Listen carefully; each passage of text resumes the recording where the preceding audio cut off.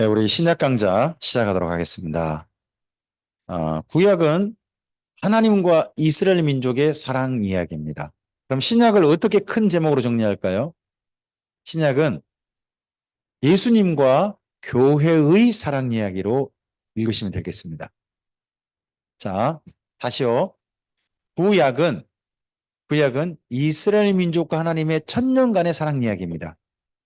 신약은요, 교회와 예수님의 사랑 이야기입니다. 이렇게 이해하시면 가장 간단한 제목으로 정리할 수 있을 것 같습니다. 그러려면 먼저요, 교회가 예수님을 만나야 그 다음 사건이 벌어질 수 있죠. 그래서 교회가 예수님을 만날 수 있도록 가장 먼저 성경에, 신약 성경에 뭐가 배치되어 있습니까? 복음서가 배치되어 있습니다. 마태복음, 마가복음, 누가복음, 요한복음이 있죠. 그리고 그렇게 예수님을 만난 교회가 이제 어떻게 합니까? 교회로서 이 땅 가운데 사역을 시작합니다. 교회 사역을 한마디로 하면 사랑하는 겁니다. 이스라엘 민족이 하나님이 원하신 게 뭡니까? 사랑하는 겁니다. 그러니까 교회의 사역은요, 사랑에서 벗어나면 교회 사역이 아닌 거예요. 우리가 항상 기억하셔야 됩니다. 교회 사역은 사랑하는 겁니다. 사랑이 아닌 것은 교회 사역이 아니다 생각하셔도 저는 옳다고 봅니다. 먼저 예루살렘 교회가, 그리고 안디옥 교회가, 그리고 안디옥 교회가 2차로 보냅니다. 그때 데살로니가전서, 데살로니가후서 쓰여지고요. 3차로 안디옥 교회가 파송할 때 갈라디아서, 고린도전서, 후서, 로마서하고 야고보서, 마태복음 이때 쓰여지게 됩니다.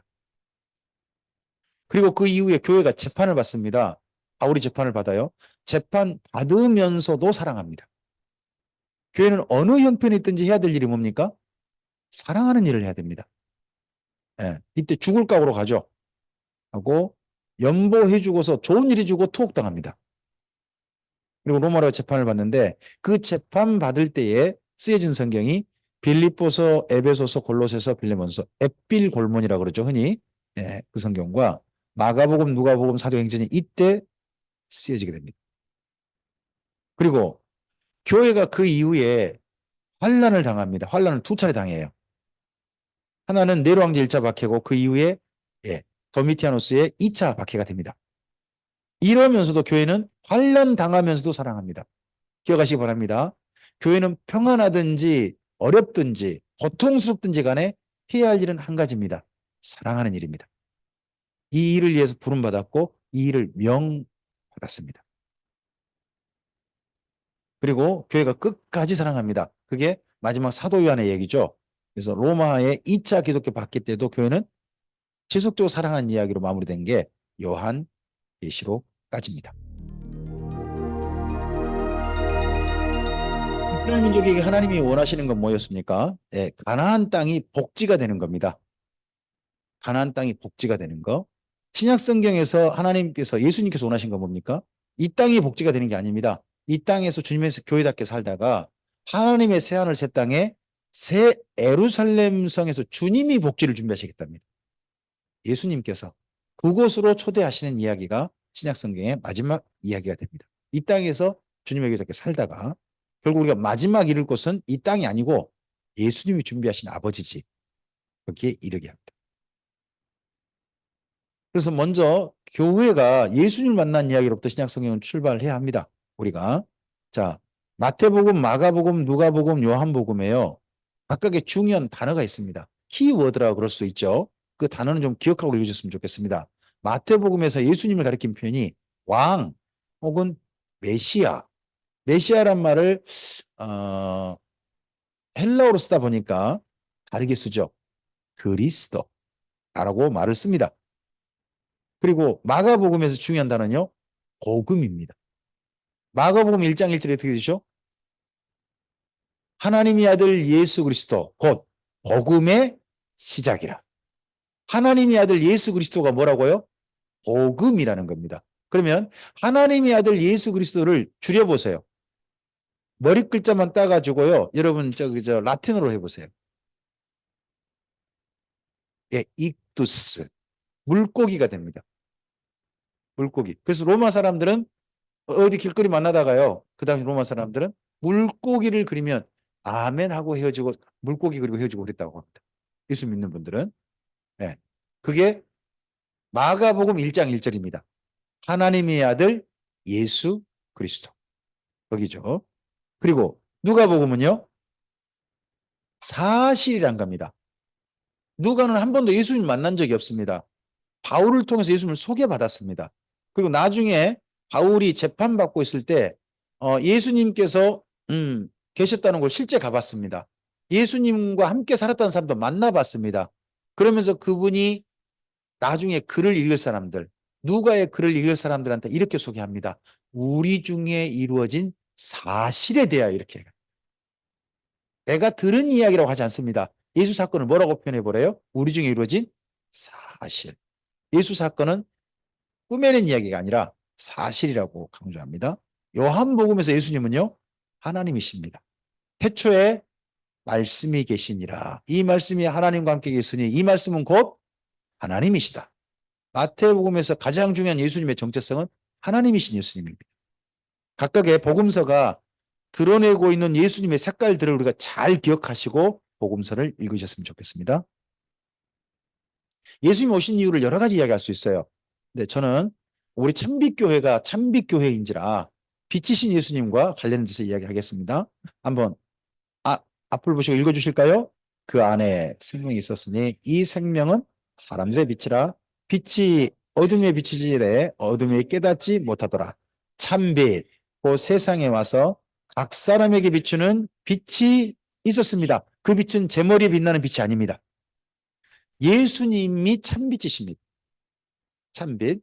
참빛이 우리에게 비췄습니다. 그래서요. 그 다음요. 그가 세상에 있었으며 세상은 그로 말미암아 지은 바 되었을 때 세상이 그를 알지 못하였고 자기 땅에 오매 자기 백성이 영접하지 아니하였으나 영접하는 자 곧 그 이름을 믿는 자들에게는 하나님의 자녀가 되는 권세를 주셨습니다. 네, 무엇을 영접한 거죠? 여기서는 참빛입니다. 그래서 여러분에게는 전부 다 가짜빛 말고 진짜 빛이 있기를 바랍니다. 그 빛이 머리를 빗는 빛이든 비추는 빛이든 참빛이 있으셔야 됩니다. 참빛. 자, 이 참빛 할 때 빛이란 단어가요. 헬라어가 우리가 익숙한 단어예요. 헬라어가 그게 포스예요. 포스. 포스라는 단어가 빛이에요. 그러니까 어떤 사람에게 예수님이 계시냐를 물어볼 때 이렇게 물어보면 돼요. 포스 있어요? 그러면요. 주인 어떤 가게집 주인이요. 여기 포스 있어요 하고 내놓으면 그 포스 아닙니다. 그건 저 계산기고 포스는 예수님이라고 하는 빛입니다. 그래서 우리가 누군가에게 물어볼 때 포스 있어야 하는 질문은 마치 꼭 이런 질문입니다. 도를 아십니까? 하는 질문하고 비슷한 겁니다. 우리식으로 보면. 네네네. 우리 옆에 분에게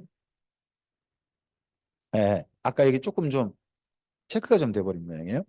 자, 우리 옆에 계신 분에게 그렇게 한번 물어보시겠습니까? 자기를 그렇게 말씀해 보시기 바랍니다. 제가 포스 있어 보이지 않습니까?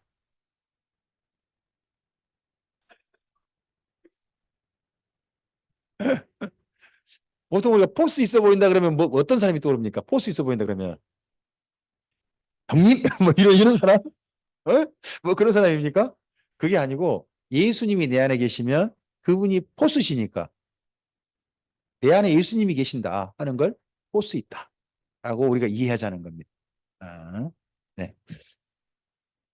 우리 자매 포스 있는 하이 자매가 안 보이네. 네. 자, 예수님이 오신 이유를 한번 30가지 정도 한번 정리해 봅시다. 예수님은 왜 오셨습니까? 1번이 중요합니다. 읽어보실까요? 네. 그 다음에 2번부터 6번까지입니다. 하나님이라는 분, 그 하나님께 어떻게 존재하신다는 거, 삼위일체로 존재하신다는 거, 그리고 하나님과 반대되는 사람들을 괴롭히는 영이 있죠. 악령, 정체, 그리고 이 악령의 권세, 속박에서부터 해방하시려고 오셨다는 거, 그리고 사람은 죄인이라는 거. 이 모든 게 뭐예요? 보세요. 하나님, 악령, 사람 또는 여기 이제 함께 있다면 천사가 있겠죠. 이 모든 세계를 가리켜서 뭐라고 해요? 영적 세계라고. 눈에 보이는 영적 세계가 뭐예요? 여러분이세요. 사람이 눈에 보이는 영적 세계예요. 이 땅에 보이는 수많은 생물들이 살잖아요. 수많은 지으신 만물 있잖아요. 그 모든 존재들 가운데 성경에서 표현되기로 유일하게 하나님의 영, 호흡이 담겨 있는 존재가 있다는 거예요. 모든 생명체는 하나님 말씀으로 그냥 지어졌어요. 근데 사람들에게만 하나님께서 뭘 불어넣으세요? 호흡, 호흡. 그걸 가리켜서 스피릿 이렇게 표현한 거예요. 호흡을 가리켜서. 그걸 우리가 다른 말로 뭐라고 해요? 영이라고 하는 거예요. 사람들에게만 영이 있어요. 눈에 보이는 영적 세계 그러면요. 딴 데 보지 마세요. 사람을 보세요. 여러분, 혹시나 진짜 악한 일 많이 한 사람 보고 우리는 뭐라고 표현해요? 우리는 누구를 보았다? 악마를 보았다. 그렇게 표현하잖아요. 그죠? 그리고 정말 길거리에서 다른 사람 아무도 안 하는데 다니면서 쓰레기 오든가 말든가 치워주고 길을 정리해주고 하면 때때로 마음이 따뜻해지면서 우리는 누구를 보았다? 그러잖아요. 사람을 보는데 누가 보여요? 영적 세계가 보이잖아요. 그래서 눈에 보이는 영적 세계가 누구예요? 여러분이세요. 딴 데 보지 마세요. 내가 바로 영적 세계예요. 나를 통해서 누가 보일 수도 있어요? 하나님이 보일 수도 있고요. 나를 통해서 악마가 보일 수도 있어요. 네, 사람을 통해서 그렇게 드러나는 거예요. 그 다음에 일곱 번째, 뭐하러 오셨어요? 섬기려고 오셨죠. 그 섬김의 도가 뭐예요? 왕의 도예요. 섬기려고 하신 바람에 첫 번째 하신 게 뭐예요? 불을 던지신 거예요. 어떻게 보면 사람들을요, 갈라놓으신 것도 하나님, 예수님의 섬기심이에요. 여러분, 그 창세기에서 하나님께서요, 아브라함을 찾으시기 전에 먼저 하신 일이 뭐죠? 흩으시는 거예요. 흩어놓으시니까 누가 보여요?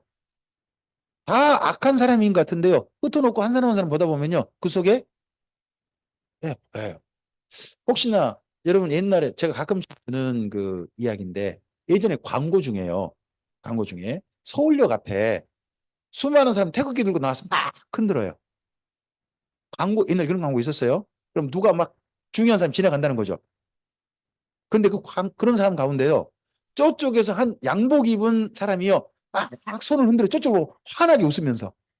그러니까 그 태극기 흔든 사람 저쪽 너머에요. 한 할머니께서 머리에 보따리고 이거 딱 잡고 한 손으로 저기 보고 야, 서로 이래 주는 거예요. 서로 누가 보여요? 흩어놓으니까 모든 사람 속에 그 사람이 보이잖아요. 하나님께서 딱 흩어놓으면 그 중에 한 사람이 보여요. 그래서 불의 검을 던지는 것은 상당히 중요한 거예요. 때때로는요, 사람이 분리될 필요가 있어요. 분리될 필요. 이 불의 검은요, 흩으시는 거예요. 갈등이 있는 거예요. 이것 또한 섬김의 방법 중에 하나일 수 있습니다. 그 다음에 열 번째요. 예, 천국과 지옥을 사람들에게 보여주십니다. 어디 가라고요? 너는 지옥 가신 한 사람도 없습니다. 예수님. 그 다음에 11번째요. 죽음 후에 심판이 있음을 알려줬습니다. 한 사람이 죽는 것은 이미 정한 일인 겁니다. 그 후에는 뭐가 있으리니? 심판이 있을 것이다. 그 다음에 12번째입니다. 그 죽음의 권세를 혁파하시기 위해서 오셨습니다. 13번째요.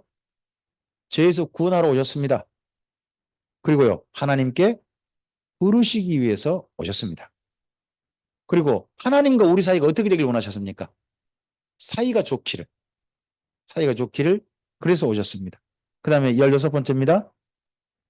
심판을 늦추시기 오셨습니다. 이 예수님의 비유가 상당히 좀 의미심장한 비유인데요. 어떤 그 포도를 기르는 그 농장이에요. 거기에 무화과 나무 한 그루가 심겨져 있었답니다. 근데 무화과 나무가요, 시간이 지났는데 열매를 안 맺는 겁니다. 그럼 주인 입장에서 이 무화과 나무 어떻게 해야 돼요? 아유, 그냥 뽑아보고 없애버려야죠. 이거 땅만 베리잖아요. 그렇게 이야기했더니 그 포도원을 관리하는 관리자가 주인한테 말씀드리는 겁니다.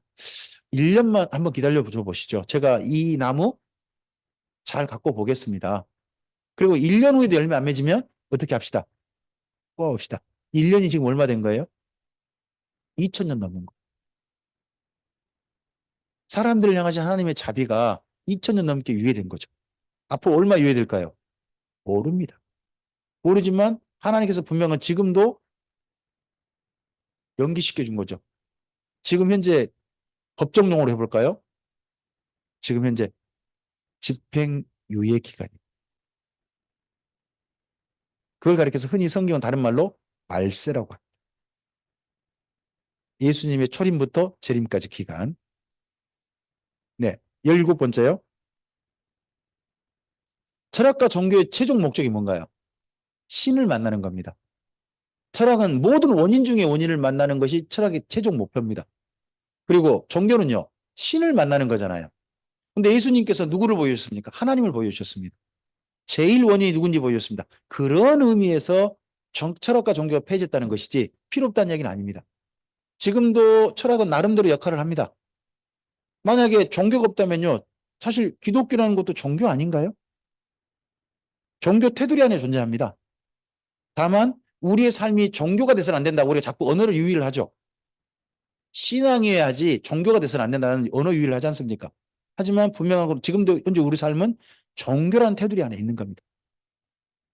자, 19번째입니다. 18번째입니다.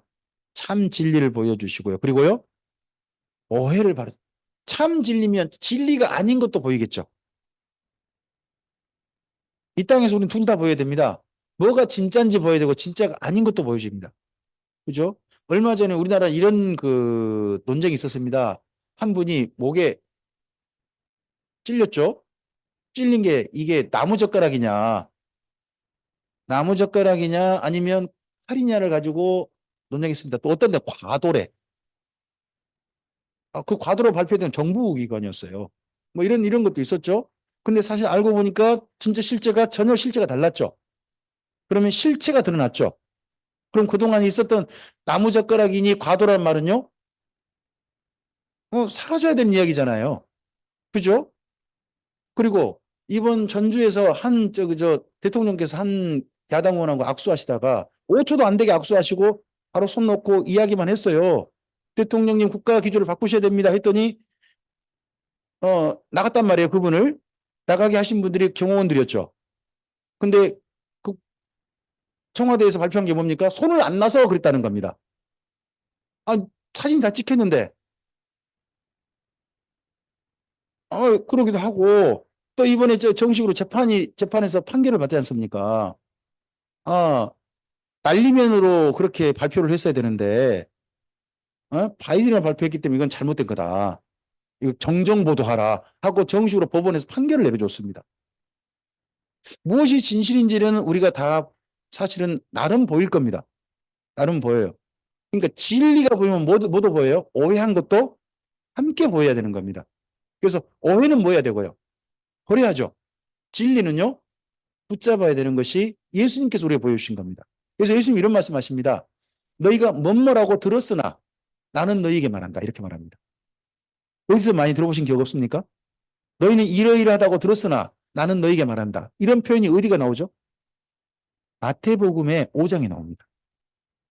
산상수훈 가운데서 너희가 바리새인들한테 이렇게 하라고 들었다. 하지만 나는 너희에게 말한다. 그 말은 뭔 말이냐 그러면 바리새인한테 들은 말이 다 진실하지 않다는 이야기입니다. 온전하지 않다는 이야기입니다. 일부 오해도 있고 부족하다는 이야기입니다. 그걸 온전히 바르게 해서 이야기해 주는 겁니다.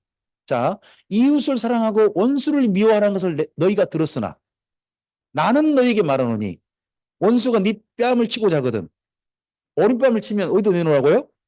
한번 여쭤볼게요. 오른뺨을 맞으려면 어느 손으로 맞아야 돼요?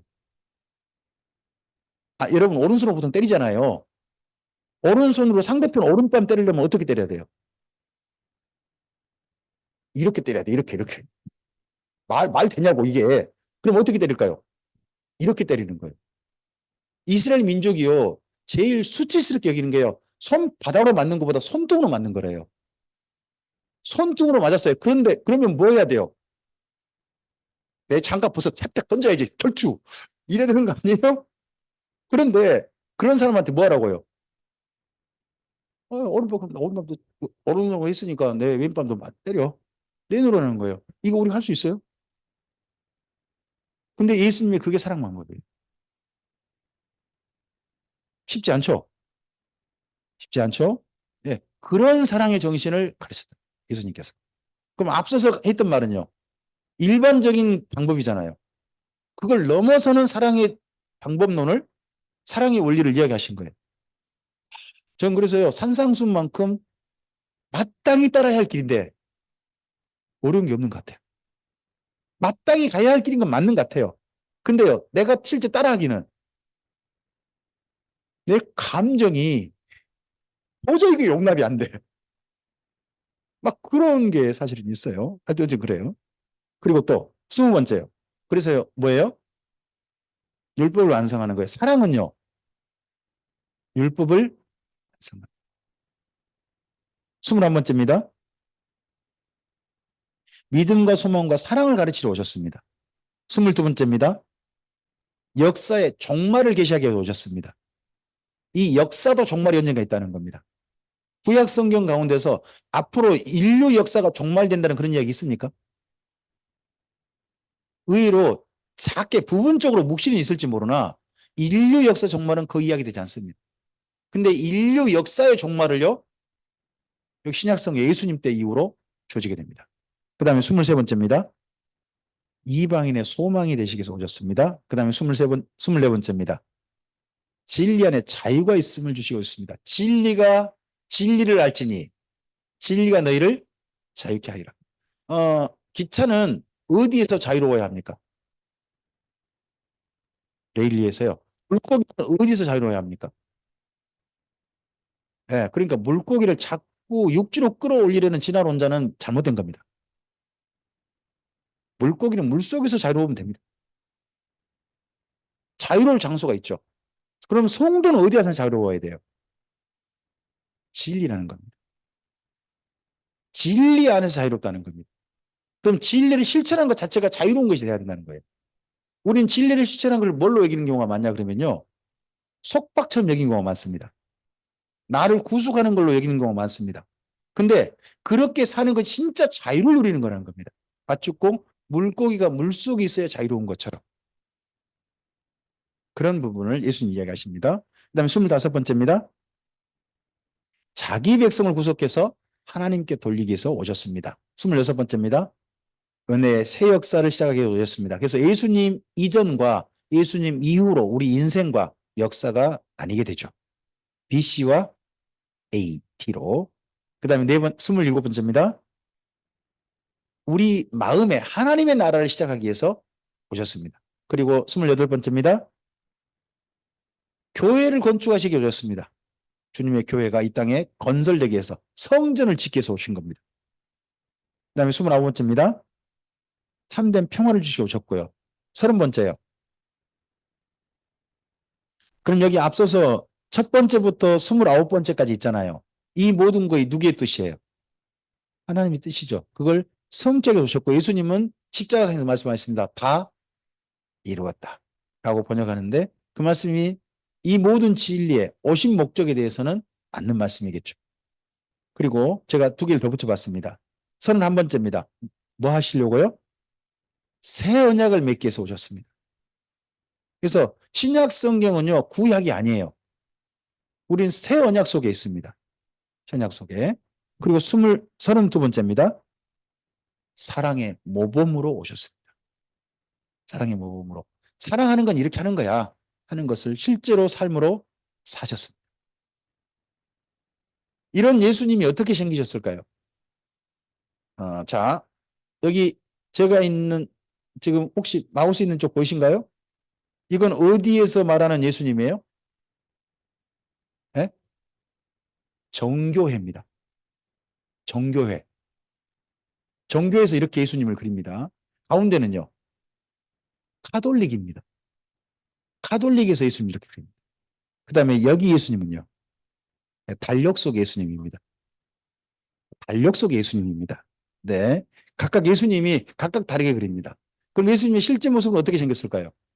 아무도 모릅니다. 근데 유대인이라면 이렇게 생기지 않았을 거라고 영국 BBC에서 한번 나름 그려봤답니다.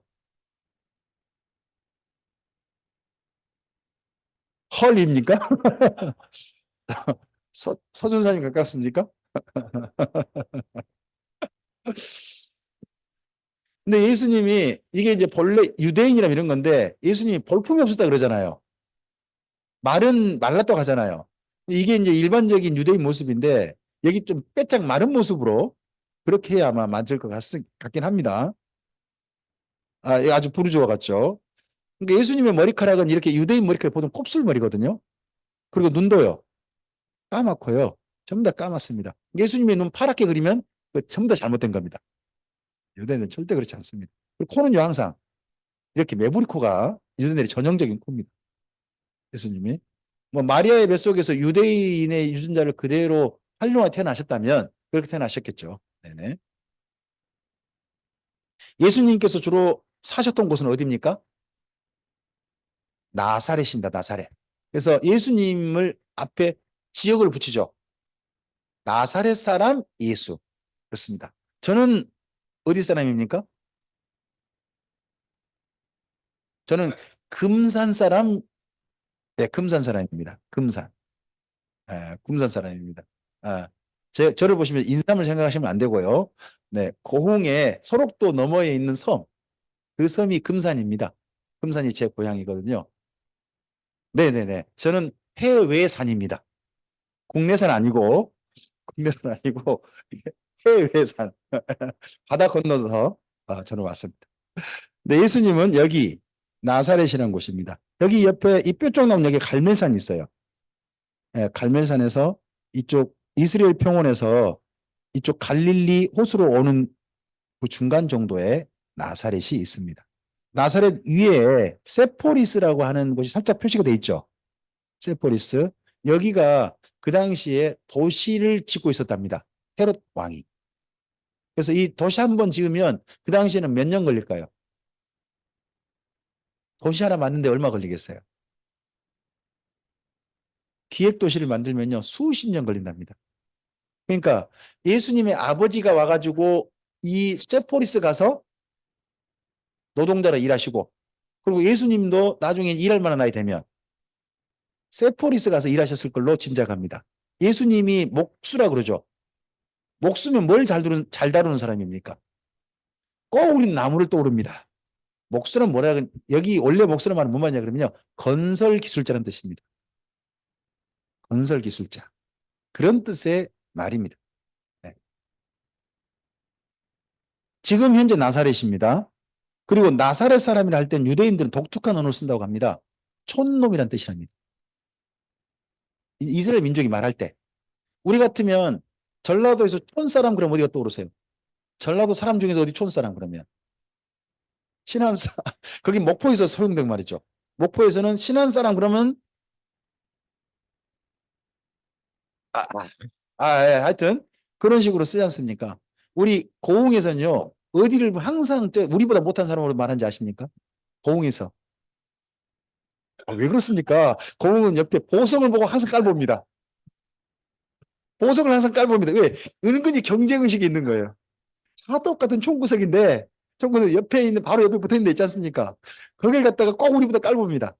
그래가지고 저 어릴 때 이 노래가 지금도 기억나는 것 중에 하나가 여러분은 잘 모르는 노래일 거예요. 이제 이런 노래가 있습니다. 백 같네 보석 같네 보석으로 하나씩 깔아 뭐 이런 말이 있어요. 땡 땡이란 말 아시죠? 간내가 아세요? 가시네 가시네를 갔네 어디 갔네? 보성 갔네 보성으로나 시집 가라. 너는 고흥 사람 못 될 거야. 고흥은 너 같은 사람 안 받아줘. 뭐 이런 식의 말이 그 어릴 때 나온 그 노래 중에 있었어요.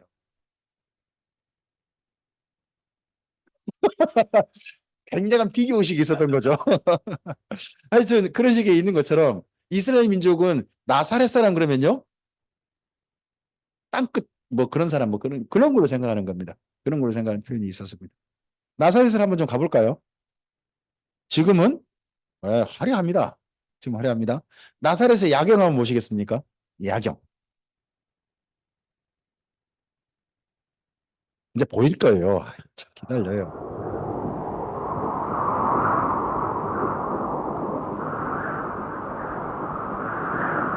야경을 가졌다면 언제겠습니까?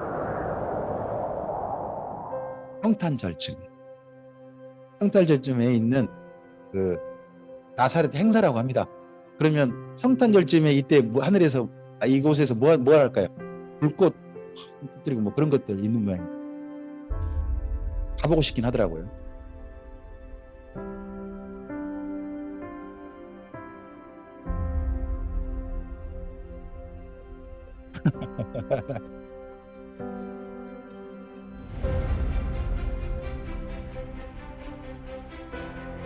우리나라뿐 말고 외국인분들이 그 성지순례 같은 영상 있잖아요. 어떤 영상 참 많이 올리거든요. 우리는 가서 구경하고 얼른 나오거든요. 근데 이들은 좀 묵으면서 인득하게 묵으면서 뭐 또 이렇게 올리는 거예요. 네? 제주 우리 교회가 있어요? 아, 자막이 떴었어요.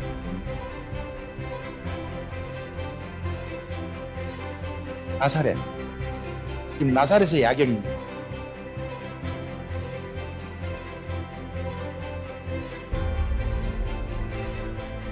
지금 어느 건물 중심으로 보여주겠습니까?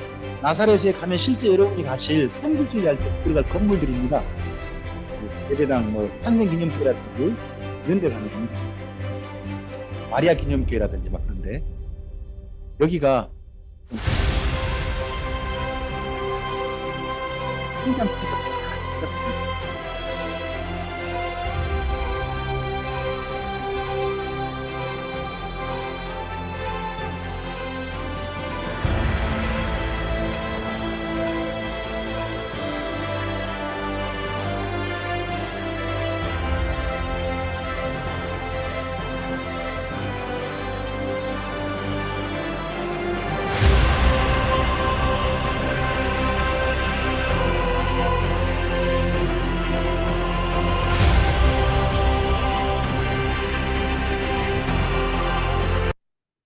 한번 나중에 밤에까지 가셔서 계실 분들이 있으면 이런 영상 한번 찍어서 좀 오시면 좋을 것 같습니다.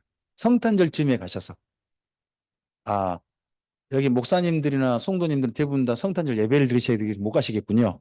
아, 참 이게 돈 있고 여유가 있는 분들이 또 가셔서 이 밤에까지 지내면서 이렇게 또 하시는 것 같습니다. 우리나라 이렇게 그래서 우리나라에서 이런 분들이 이런 영상을 찍은 경우가 없습니다. 외국인들이 찍어서 이렇게 올립니다. 네. 아, 드론이 중국제입니까? 아, 네. 아, 그렇습니까? 네. 방금 전에 말씀드렸죠. 세포리스가 있다 그랬죠. 이 나사렛 바로 옆에 세포리스. 거기가 지금 현재 이런 유적지가 있습니다. 이런 유적지가 큰 도시를 지은 흔적이 지금도 있습니다. 지금은 흔적만 남았어요. 별로 없어요. 그래서 옛날에 화려했던 도시가 지금 아무것도 없는 데도 있습니다. 지금 아무것도 없다고요? 아, 너무 설명하지 마십시오. 조금 몇 년 지나고 난 다음, 몇십 년 지나고 난 다음엔 여러분이 사는 곳이 갑자기 상점벽해가 돼가지고 삐까번쩍한 도시가 될 수도 있습니다. 역사는 항상 변합니다. 네. 한번 세포리스도 좀 가볼까요? 지포리라고 부릅니다. 지포리. 여기 가면 지포를 많이 먹을 수도 있습니다. 네, 지포리. 이쪽 이름은 네토파라는 지명입니다. 현재는 네토파라는 지명인데 옛날 이름은 지포리. 이제 지포리스 이제 이런 지명인 거죠. 바닥에 유적지가 이런 게 이제 다 발견된 겁니다.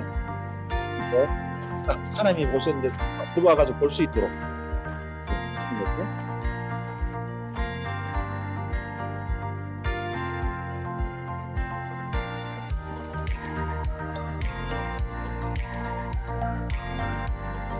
도시 흔적인데요. 홍비술로에서 시포리스를 지포리를 한 거의 없습니다. 왜요? 돈이 안 돼요. 딴 데 볼 데가 많으니까 나사렛만 보고 얼른 딴 데 가버립니다. 또 나사렛 가서도 뭐만 보고 와요? 예배당만 보고 딴 데 갑니다. 그리고 보지도 않아요. 그러면 이런 데를 약간 흔한 거죠.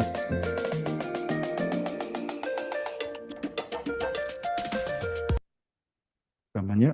네, 중간에 죄송합니다. 네, 파워포인트 편집국인데요. 네네, 죄송합니다. 그건 그냥 그대로 이번 영상 보시기 바랍니다. 이번 파워포인트에서. 자, 이런 예수님께서 그 이후에 나사렛 이후에 공생애를 하셨습니다. 공생애를 갖다가 마태복음은요 3중 사역으로 해갑니다. 예수님의 3대 사역 이건 기억하시는 게 좋을 것 같습니다. 자, 우리 함께 읽어볼까요? 교회당에서 가르치시며 천국 복음을 전파하시며 모든 병과 모든 약한 것을 고치시니라. 무리를 보시고 불쌍히 여기시니 이는 그들이 목자 없는 양과 같이 고생하며 기전함이라. 예수님의 3대 사역의 기본 정신은 뭐예요? 아니요. 정신. 불쌍히 여기심입니다. 불쌍히 여기서 하신 일이 뭐예요? 가르치셨고 전파하셨고 고치셨다. 또는 돌보셨다. 하는 말이 예수님의 3대 사랑의 표현법인 거죠. 저는 어, 성경 강좌에 오신 여러분들과 주의 말씀을 가르침으로 만날 수 있다는 게 정말 감사합니다. 제가 여러분께 드릴 수 있는 사랑입니다. 가이자매 사랑해요. 유진아, 입을 그렇게 가로막고 구토하려고 하면 안 돼. 어? 강유, 사랑해. 어, 어? 아들, 김성경, 아빠가 너 사랑해. 어. 사랑해서 제가 하는 게 뭐냐 그러면 말씀을 전해드리는 거예요. 정말 이 말씀을 여러분이 통해서 예수님을 만나기를 원해서 제가 말씀을 전하거든요. 예수님께서도요, 그 모인 사람들한테 사실 모인 사람들은요, 예수님의 말씀에 별로 관심이 없었을 수도 있어요. 뭐에 관심이 있었을까요? 우리 병자 데리고 왔거든요. 우리 집에 여기 지금 현재 귀신 들린 사람이 있어요. 아니, 그것 말고 빨리 이것 좀. 이럴 수 있잖아요. 근데 예수님은 모인 사람들한테 항상 먼저 하신 일이 뭐예요? 해주신 거예요. 우리의 필요와 예수님께서 주고 싶으신 게 사실 다를 수도 있죠. 정말 사랑하셔서. 예. 하지만 가르치시고 전파하시고 고치셨습니다. 이 모든 게 사랑의 행위셨죠. 예수님의 그런 공생의 사역의 중심지가 어디입니까? 예루살렘이기보다는 갈릴리였죠. 갈릴리 중심사역이었습니다. 여기 점점이 파란색 점점이 보이십니까 혹시? 예, 보면 엄청 점이 많이 찍혔죠. 이 점들이 뭘까요? 예, 해당 유적지랍니다. 갈릴리 주변에 엄청나게 많은 해당 유적지 지금도 발견됩니다. 예수님께서 마을마다 다니면서 회당에서 가르치셨다고 돼 있어요. 진짜 실제로 갈릴리 주변에 모든 마을 다 회당이 있었던 거죠. 실제 지금 유적이 발견되고 있고요. 이 갈릴리는요, 갈릴리가 호수예요, 바다예요?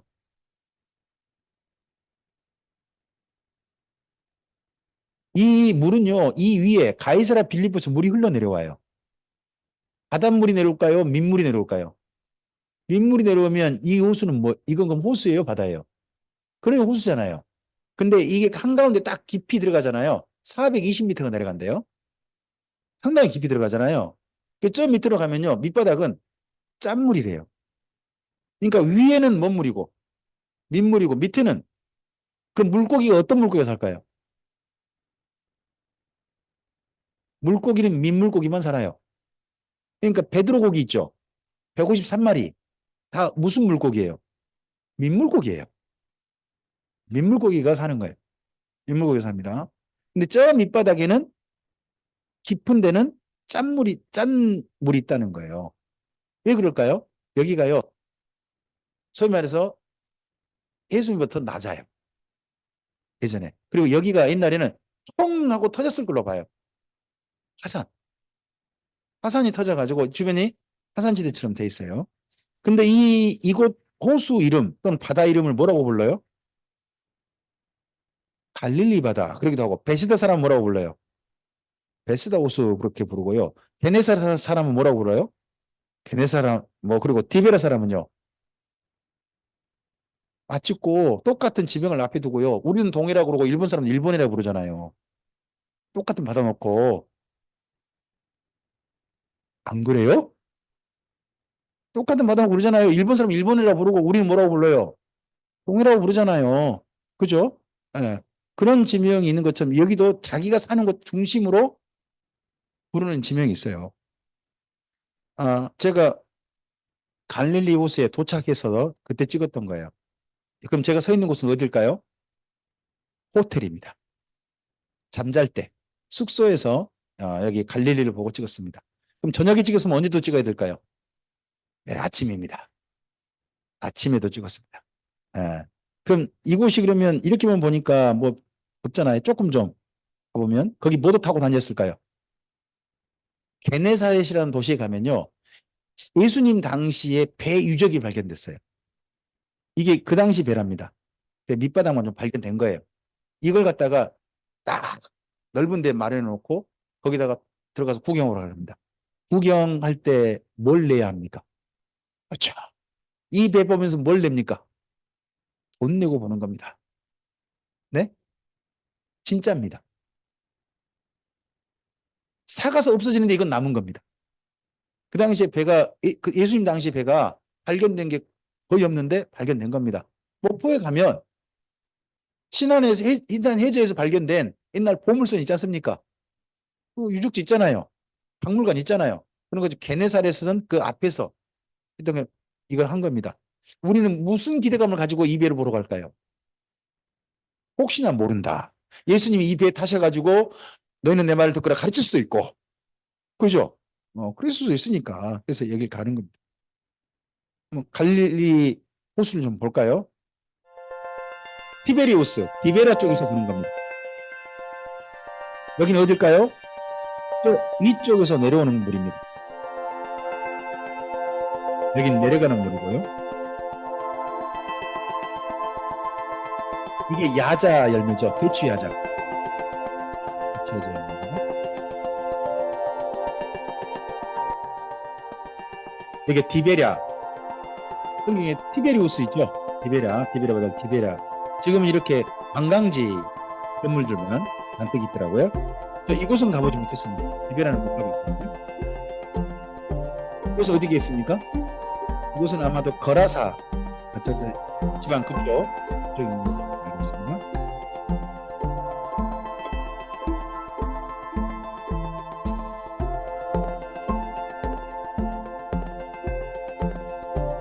다양한 장소에서 이렇게 갈릴리 호수를 조금 좀 찍어줬습니다. 한번 나중에 가보시기 바랍니다.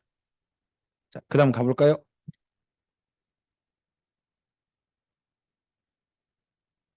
어이? 가자. 왜 안 가고 있냐? 아, 잠깐만요.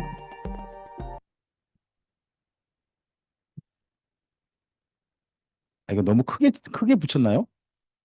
너무 크게 붙였네. 그래가지고 지금 넘어가질 않네요. 죄송합니다. 예, ESC를 좀 해야 될 것 같아서. 네, 넘어가겠습니다. 자, 이런 공생애 가운데 예수님의 질문이 있습니다. 질문. 가이사랴 빌립보에서 하셨던 질문이죠. 함께 읽어볼까요? 이랬을 때 너희는 나를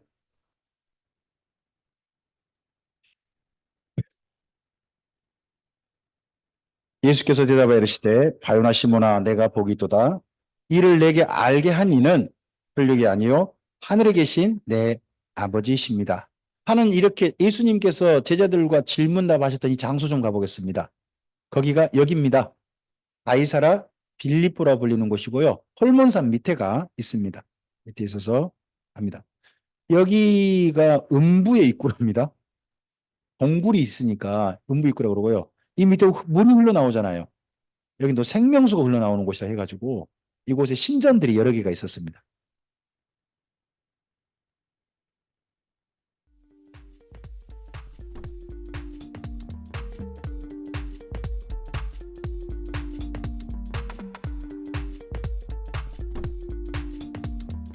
그러면 여기 아까 좀 전에 보셨던 가이사랴 빌립보에 신전 터들이 이렇게 옆으로 있습니다. 한 4개가 여기 있었는데 한 가운데가 뭐가 있냐 그러면 황제 숭배 신전이 있습니다. 이 산지 높은 곳이 어디냐 그러면 헐몬산입니다. 여기서부터 물이 스며들어 가지고 여기서 물이 흘러나오는 거죠.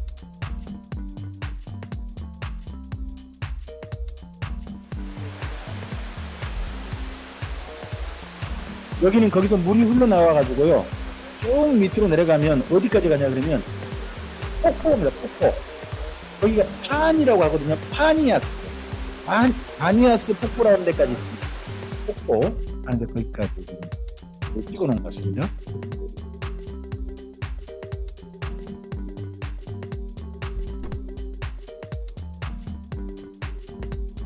화면이 이렇게 넓게 보지는 못합니다. 눈에 보이는 그런데 뭐 쳐다보기나 바쁩니다.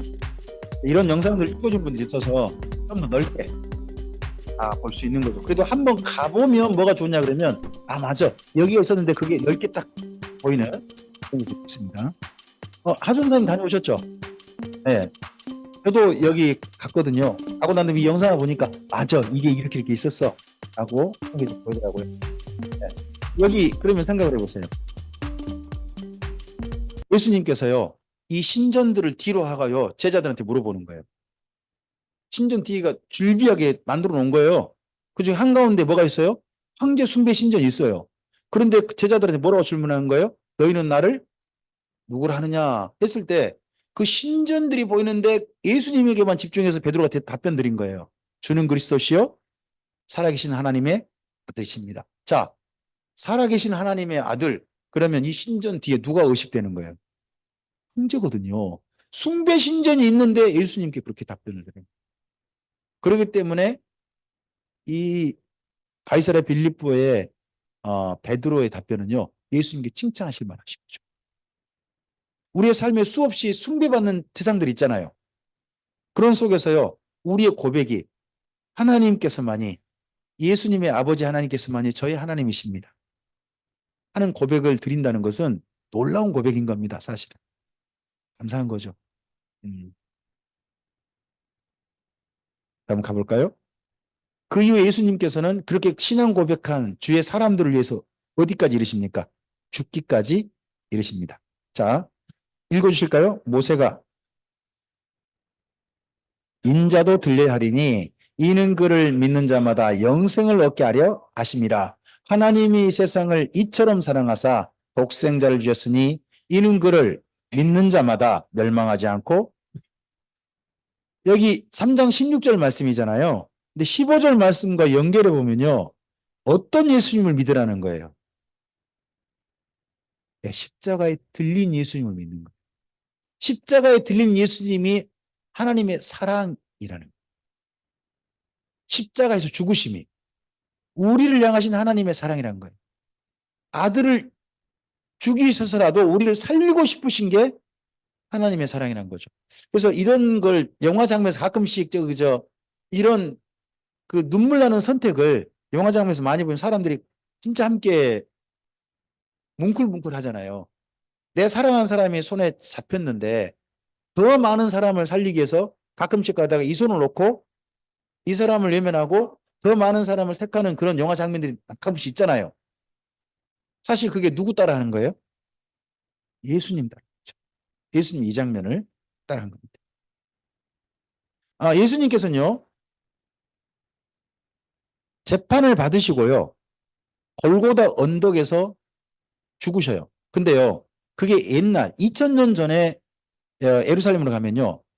밖에서 안쪽으로 들어가는 형식이에요. 한 가운데가 사람들이 다니는 그냥 언덕길이었어요. 거기에 골고다라 불리는 언덕길이 있고요. 거기에서 죽으신 거예요. 십자가에 달리신 거예요. 근데 지금은요. 성지순례를 가보면 거꾸로 해요. 예루살렘 성 안에서 밖으로 가는 형식으로 돼 있어요. 밖으로 가는 형식으로.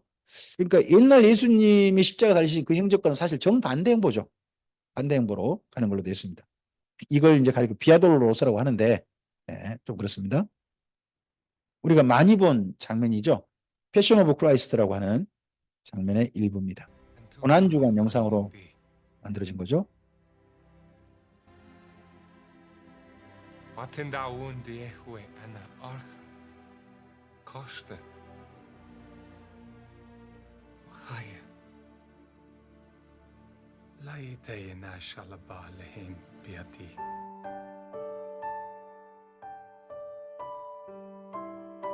이게 줄이 하나가 진짜 신경 쓰이네요.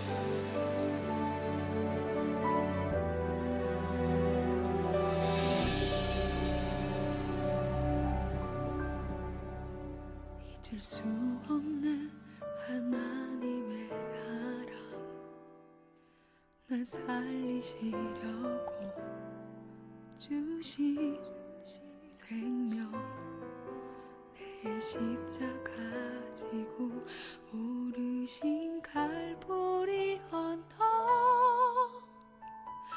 날 향한 사랑 때문에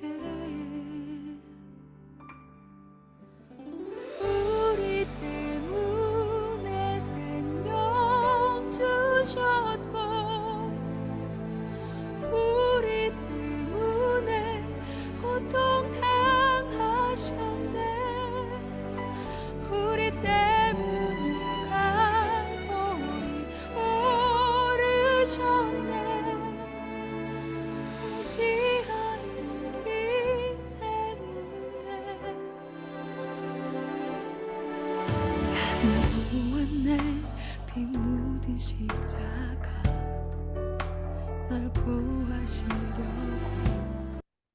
영상은 파워포인트에 있습니다. 나중에 이 영상을 제대로 보기를 원하시면 우리 카톡방에서 신청해 주시기 바랍니다. 메일 주소를 거기 남겨주시면 나중에 신유선 목사님께서 영상과 그리고 파워포인트를 보내드릴 것입니다. 그리고 예수님 어디에 묻히십니까? 돌 무덤에 묻힌, 여기에 무덤은 아닙니다. 임시로 놓은 겁니다. 여기서 언제까지 시체를 놓습니까?